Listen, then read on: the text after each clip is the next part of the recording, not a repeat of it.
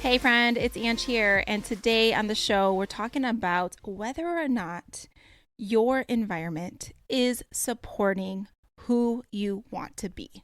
As you continue on with your life, your goals, and your vision, is your current environment aligned with that? Or do you need to switch some things up?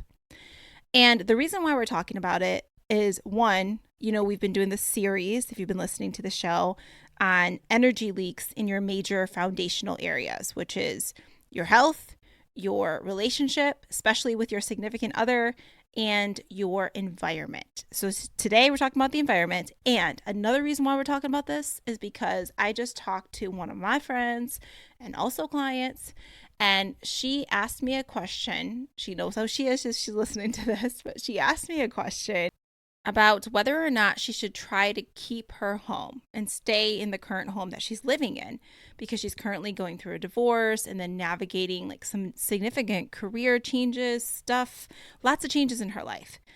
And I told her I was going to take my coaching hat off and I was just going to share with her my personal opinion. And I said to her, if it were me, I would switch up my environment completely. And the reason why is because of how much our environment plays a role in how we feel and what we do. And research continues to show this. I mean, I know in James Clear's book, Atomic Habits, one of my favorite books, I know some of y'all love that book too. He talks a lot about the research behind like the behavioral science behind things, like what motivates us. And what you find is that the environment is a stronger indicator of whether you will do something than your own personal motivation behind it. It's like the cues, the triggers around you. So, and research shows like, if you have someone in your closest circle, like a friend, that ends up being, extremely overweight, you're going to be 57% more likely to be overweight because they are, just because they're simply in your environment often. And there's all other kinds of research around candy, like leaving candy out and how you're much more likely to eat it if you see candy and it's out. Like we all know that. That's why we like hide the things that we know we don't want to eat a lot of because we're tempted by it. But if you see the fruit more, you're more likely to eat it, or you see the veggies more. And this even goes back to, how you arrange your refrigerator.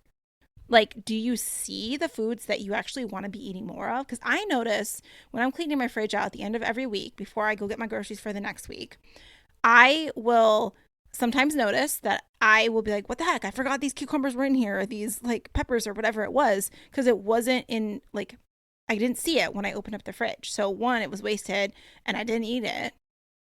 And I hate wasting stuff too. So it's like, oh, it gets me. But it's like, I need to put that in front of my face so I'm able to like to eat it more.